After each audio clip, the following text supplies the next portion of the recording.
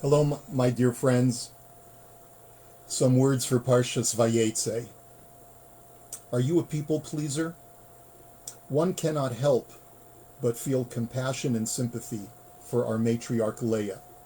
For her entire life, Leah defined her self-value not by what she was able to accomplish on her own, but rather by the role she played as a wife and as a mother.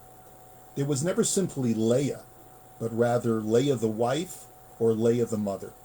This lack of self-worth may have been a product of her time, when women were not as intrinsically valued. But it may also have been a product of her being the daughter of Lavan, who had a tendency, as witnessed in his interactions with his son-in-law Yaakov, to belittle the value of others. Being raised in such a home may have completely decimated Leah's sense of self-worth. But in her role as a wife, Leah played second fiddle to her sister Rachel for her entire life. What a tragedy it is to live life knowing that no matter how hard you try, you will only be second best, never being as fully loved by your spouse as your rival for those affections.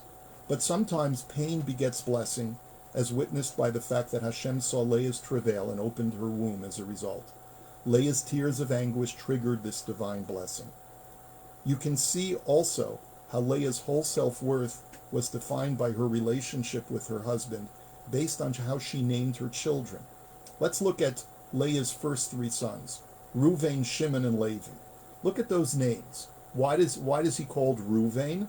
Ki ra'ah Hashem be'oni, because Leah says, God has seen my affliction. Now maybe my husband will love me. And then she calls her son Shimon. Ki shama Hashem ki sinua anochi, because God has heard that I am despised. She calls her first son after God seeing and her second son after God hearing. The difference between seeing and hearing is that the things we perceive by sight are more conspicuous, whereas less obvious things can only be heard. There's a progression in that Leah acknowledged that after Reuven was born, Yaakov's dislike of her was not as conspicuous, but there was still a remnant of it, which could be heard but not seen, and so that's why her second son alleviated the hearing of dislike. Now let's look at the third son. He alleviated the discord in their relationship even further, and that's why Leah names him Levi. Ata hapam yilaveh ishi elai. This time my husband will want to escort me. No longer is Leah concerned about her husband's dislike of her, but would like Yaakov to positively pay attention to her, which she felt would occur now that they were a true family. Or, as the Chizkuni suggests, when a couple have two children, the wife can hold each child in her two hands. But with the arrival of a third child, she cannot take care of all three on her own, and her husband must come to her assistance.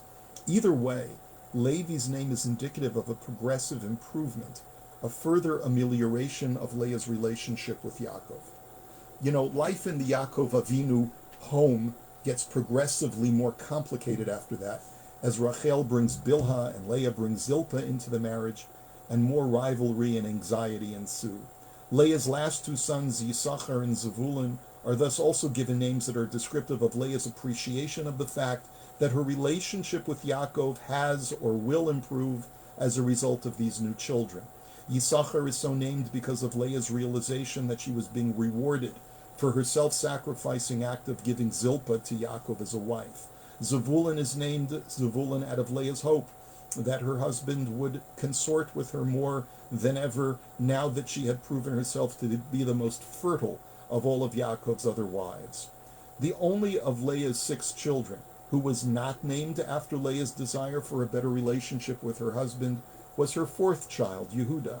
In naming him, Leah simply said, Hapa'am odeh et Hashem. This time I will thank Hashem. What happened? Why was Yehuda different? It would seem that at this point, before Yehuda was born, Leah felt a sense of contentment with having 3 children. Before Rachel brought another woman into the marriage, before Rachel had any of her own children, Leah was quite content with the knowledge that 3 children were sufficient to cement her relationship with Yaakov. She didn't see readily how a 4th child would add anything more to that desperate need she had for a loving relationship. Leah's one-dimensional fixation on her relationship with Yaakov didn't allow her to see any additional benefits to this new child. But she knew that Hashem does not grant blessings gratuitously, so there must be some purpose to this new life in our family. And so she expressed this with the generic statement, Hapa'am odeh et Hashem. This time I give thanks to God. I believe this is what our sages mean when they say that from the time of creation, there was no one who thanked God until Leah came along and said, Hapa'am odeh et Hashem. I give thanks to God. You know, we have multiple examples of people giving thanks to Hashem well before Leah came along. Adam, Avraham, Melchizedek, each one of them in his own way gives thanks, offers a sacrifice of thanksgiving to God. So what exactly does the Gemara mean by saying that Leah was the first? It's telling us that others were able to correlate a blessing from God to a specific need in their lives, and they accordingly gave thanks. But Leah was the first person who was able to fully thank Hashem for a blessing without knowing how this new addition in her life would actually be a blessing for her. It was Leah's faith that Hashem doesn't give us anything that doesn't in some way enhance us or make the world better through us. Were we to trace Leah's tragic desperation for being loved to her children, we might note something interesting. Leah's whole life was about defining her value through serving or being loved by others.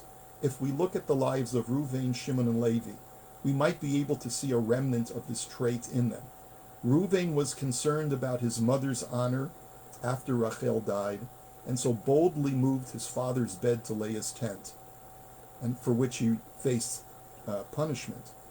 Shimon and Levi acted zealously against the people of Shechem for the honor of their sister Dinah, the only daughter born to their mother Leah. This may have been out of the realization that their mother had not been accorded proper love and respect, so seeing her daughter Dinah so disregarded and discarded was all the more intolerable to them. Furthermore, Levi is the father of a tribe whose sole role is to minister to the rest of his brethren in the guise of the Levites and the Kohanim. This trait of finding self-worth by serving others and garnering their love and respect may have been embedded within these three sons as a result of Leah's great need to be loved. But Yehuda does not carry this baggage, so to speak, with him. He has no need to be loved by others, nor to protect his mother's honor.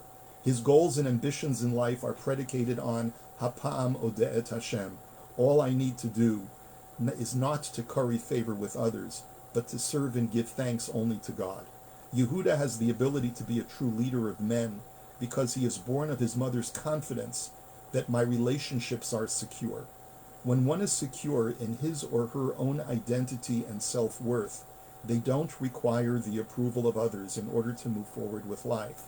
They can do what they feel is correct without fearing that others may disapprove or love them less because of their actions. This is why Yehuda could become the ancestor of King David and the Messiah. It's tragic that Leah spent her whole life pursuing an impossible goal. It's tragic when anyone makes their happiness dependent upon the approval and love of someone else, be it a parent, a spouse, or one's social circle. If we are to move forward in life with success and a feeling of self-worth, the first step is to realize that my self-actualization is not dependent upon anyone's approval other than Hashem's. Sometimes for reasons having nothing to do with us, we fall out of favor with those whose approval we crave the most. Just as Leah craved Yaakov's love but could never achieve it fully, not because of any of her own failings, but rather because of the insurmountable and inexorable bond between Yaakov and Rachel. It's healthiest for us to soldier on and do what's right and good. In the end, our actions will speak for themselves. That is why we say in our Birkat HaMazon, V'nimtza chen v'seichel tov be'einei Elokim ve'adam. May we find favor and proper thinking in the eyes of Hashem first, and once that happens, mankind's approval will follow. May our actions always meet the approval in the eyes of Hashem first, so that through our good behavior, we trigger the ultimate redemption. May we see it b'mehera b'yameinu. Amen. I hope you're having a good day.